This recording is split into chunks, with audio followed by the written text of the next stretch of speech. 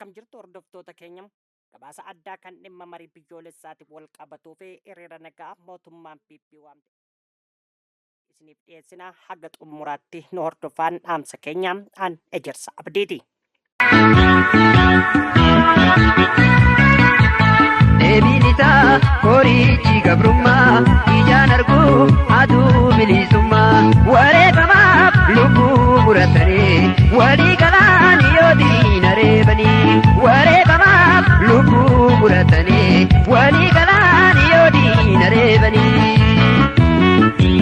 Waltajjii marii biyyoolessaa irraa hakeekni Oromiyaa diiguu fi Finfinnee Oromiyaa irraa adda kutuu calaqqisaa jira jechuun hirmaattonni muraasni marichaa ibsan. Waltajjii marii biyyoolessaa Itoophiyaa irratti ajandaaleen ka'an keessaa dhimmi Oromiyaa fi mootummaa magaalaa Finfinnee bal'inaan ka'aa jiraachuun ibsame. Hirmaattonni muraasni yaada isaanii maddoota odeeffannoof kennan akka jedhanitti mariin adeemsifamaa jiru egeree Itoophiyaa irratti mari'achuu qofa osoo hin taane dhimma Oromiyaa fi Finfinnee irratti xiyyeeffannoo olaanaa qaba jedhan. Akka maddoonni odeeffannoo kennan ibsanitti akeekni fi hawwiin Oromiyaa diiguu fi Finfinnee Oromiyaa irraa adda kutuun baroota dheeraaf diinota uummata Oromoo biratti ka'aa ture. Amma immoo waltajjii marii biyyoolessaa irratti bifa calaqqisaa ta'een jira jechuun isaanii dubbatanii jiru. Qaamni adda addaa hawwii guddaan inni qabu Oromiyaa waan jedhamu arguu dhabuudha kan barbaadu. Namni Oromiyaa waan jedhamu arguu dhabu ani gorsa tokkoon isaaf qabu. Dafee addunyaa kanarraa adda yoo ba'e Oromiyaa waan jedhamu arguu dhiisuu danda'a.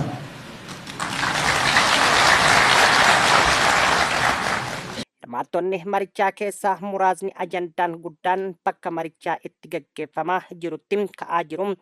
Dhimma Oromiyaa fi Finfinnee ta'uu ibsanii namoonni hedduun achirratti argaman waa'ee ijaarsa biyyaa fi egeree Itoophiyaa irratti mari'achuuf osoo hin taane dhimma Oromiyaa fi bulchiinsa magaalaa Finfinnee irratti yaada isaanii dhiyeessuuf akka dhufan isaanitti fakkaachuu himan.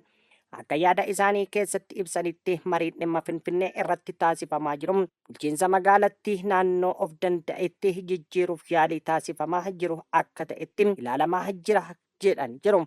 Kunis hirmaattota Oromiyaa irraa dhufan biratti yaaddoo fi mufannaa guddaa uumuu isaanii himanii jiru. Hirmaattonni muraasni Oromiyaa irraa marichaa irratti hirmaatan akka jedhanitti miirri isaanii yeroo ammaa gaarii miti. Oromiyaan mootummaa naannoo guddaa biyyattii keessaa tokko ta'uu ishee fi Finfinneen akka mootummaa magaalattii keessa Oromiyaatti mirga addaa seeran kennameef jiru kabajamuu qaba jechuun yaada isaanii dhiyeessanii jiru.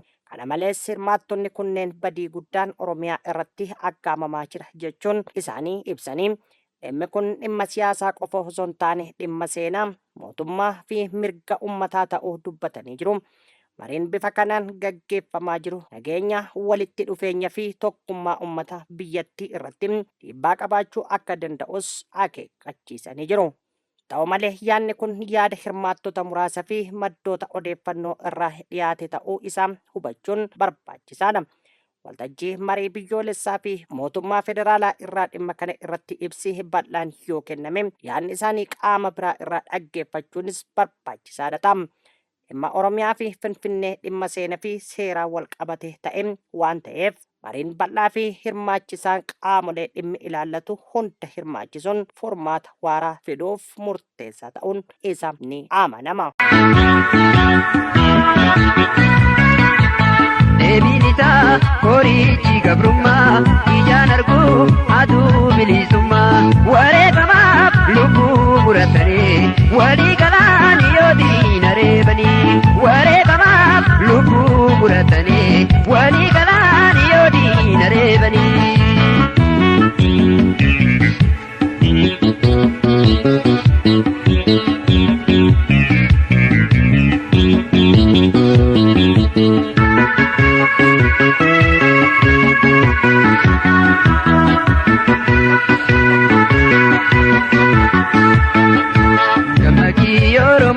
Hiriirri nagaa jedhamee gaggeeffame deeggarsamoo mormii uummataa dhoksuudha.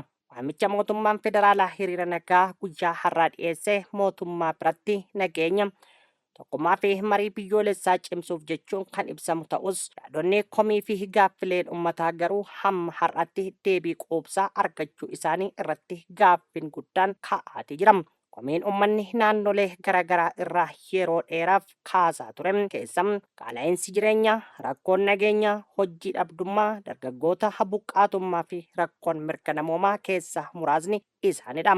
Keessumaa Oromiyaa keessatti walitti bu'iinsi hidhannoo waggootaaf ture lubbuu namoota hedduu irratti miidhaa geessisuun isaa yeroo hedduu himamaa ture.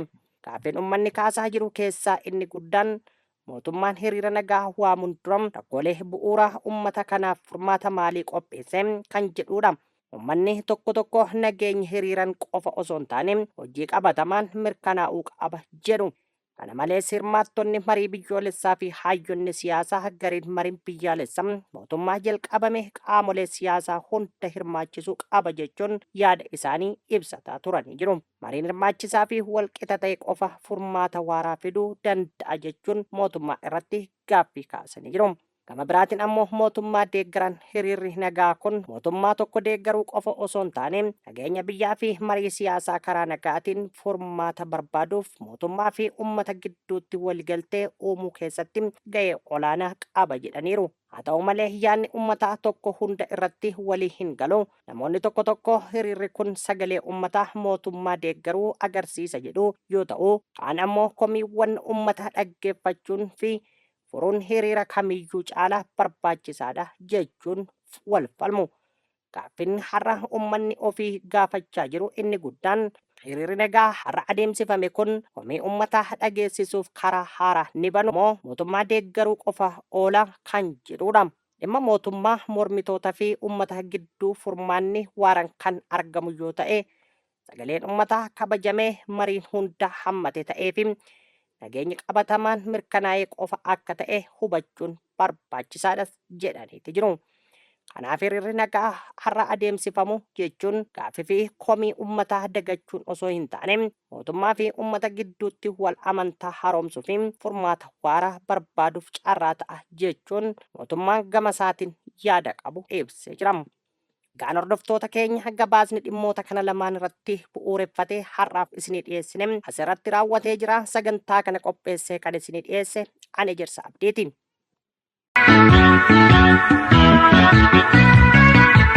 Deebiin isaa horiichi gabrummaa ijaan arguu aduu bilisummaa wareegamaaf lubbuu muratanii walii